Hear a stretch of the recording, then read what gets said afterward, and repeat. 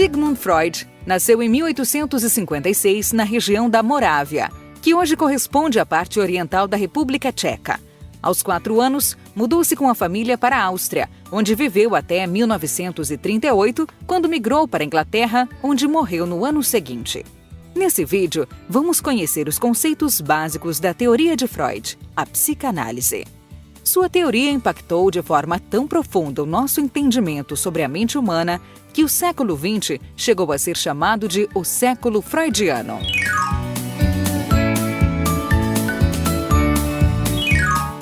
Nossos processos mentais, segundo Freud, ocorrem de forma encadeada, ou seja, nenhum pensamento, sentimento ou lembrança acontece isoladamente, por acaso, como se surgisse do nada. Não. Mesmo que às vezes alguns pensamentos ou sensações pareçam surgir espontaneamente, existem elos ocultos que ligam esses eventos mentais a outros que ocorreram antes. De acordo com Freud, a vida mental se desenvolve assim, de forma contínua, mesmo que as pessoas não estejam conscientes dessa continuidade entre os seus pensamentos e sentimentos.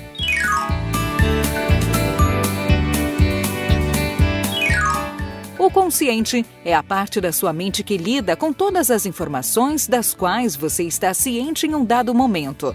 Agora, por exemplo, o seu consciente está ocupado em dedicar atenção a esse vídeo, em tentar estabelecer relações entre as informações novas e as informações que você já tinha sobre o assunto, em verificar se o som do vídeo está em um volume confortável, enfim. O consciente agrega as informações às quais você dirige sua atenção de forma intencional, num dado momento. Mas o consciente é apenas a ponta do iceberg, ou seja, é uma pequena parte da sua mente. Existem outras partes menos expostas, as quais Freud chamava pré-consciente e inconsciente.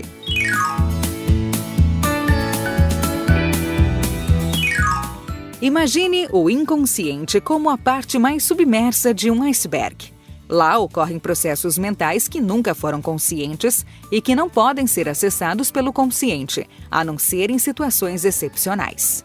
É nesse lugar inacessível que também ficam guardadas informações que foram excluídas do consciente e que não podem ser lembradas, pois foram reprimidas ou censuradas. Lembranças traumáticas, por exemplo, podem ser enviadas para o inconsciente e permanecerem lá, influenciando indiretamente a vida mental do indivíduo sem jamais serem lembradas novamente. Apesar de você não ter clareza sobre as coisas que estão no inconsciente, sempre que um pensamento ou sentimento vier à mente e parecer que ele não tem nenhuma relação com os pensamentos ou sentimentos anteriores, na verdade, eles estão relacionados sim, mas esses elos se encontram no inconsciente, já que não existem descontinuidades na vida mental, segundo Freud.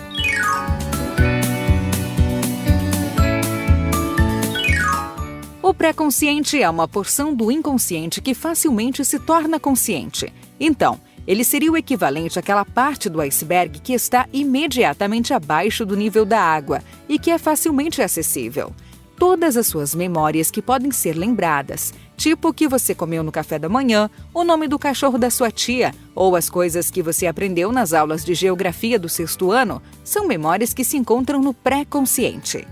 Então, imagine que o iceberg completo representa toda a sua consciência dividida em 3 partes. O consciente, essa parte que está sempre acima da água e que representa uma pequena parte da sua consciência. O pré-consciente, essa parte que está apenas um pouco submersa e que pode ser acessada com certa facilidade. E o inconsciente, a parte profundamente submersa da sua consciência e que jamais esteve acima do nível da água. É no inconsciente, como vimos, que habitam processos e elementos que não são acessíveis ao consciente. Alguns desses elementos são as pulsões.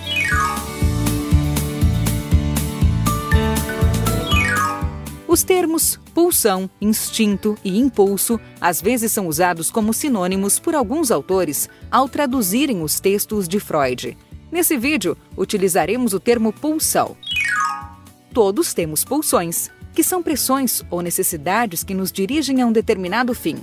Toda pulsão tem uma fonte, uma finalidade, uma pressão e um objeto. Para entendermos melhor, podemos fazer uma comparação entre a pulsão e a sede. A sede tem uma fonte, que é a necessidade de líquidos para hidratar o corpo. Tem uma finalidade, que é a de reduzir essa necessidade até que o organismo esteja satisfeito. Já a sua pressão é a quantidade de energia que uma pessoa emprega para satisfazer a sede. Isso vai depender da intensidade ou urgência da sede. O objeto, por sua vez, não é apenas o líquido, mas tudo o que alguém faz para satisfazer a sede. Por exemplo, levantar-se, ir à geladeira, escolher um líquido e bebê-lo. Apesar da comparação, a sede é uma necessidade fisiológica. Já a pulsão é uma necessidade psíquica e, ao mesmo tempo, orgânica. Ela está ali na fronteira entre o mental e o físico. Toda a diversidade de pulsões foi organizada por Freud em 2 tipos básicos: pulsão de vida e pulsão de morte. Pulsão de vida é toda a demanda interna que nos leva a buscar o prazer, a criar, a realizar projetos.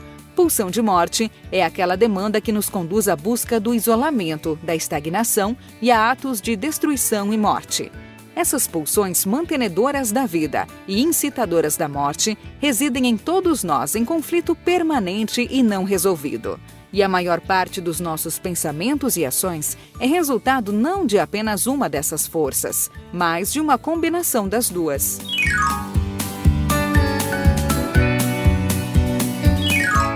Tanto a pulsão de vida quanto a pulsão de morte têm fontes de energia distintas. A fonte de energia da pulsão de vida é a libido, que vem da palavra latina para desejo.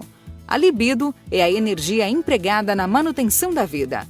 A pulsão de morte também tem uma fonte de energia específica, mas Freud não deu um nome especial para ela. Sempre que você se dedica a construir algo ou a levar adiante um projeto importante, você está empregando uma parte da sua libido nesse projeto. Enquanto você estiver envolvido e empolgado com o projeto, aquela quantidade de libido empregada torna-se indisponível para outros objetivos. Isso não quer dizer que nada mais importe na sua vida, pois é possível distribuir níveis diferentes de libido para diferentes objetivos. Mas quanto mais interesse um determinado projeto desperta em você, isso indica que maiores níveis de energia estão sendo investidos naquele projeto. Por isso, em situações de luto nas quais a pessoa enlutada perde completamente o interesse por suas ocupações normais, parece haver uma retirada de libido dessas atividades e uma aplicação extrema de libido na pessoa que foi perdida. Bom, a gente ainda vai falar muito sobre Freud, psicanálise e educação nessa série, mas esse primeiro vídeo sobre os conceitos básicos vai ficando por aqui. Eu vejo você no próximo.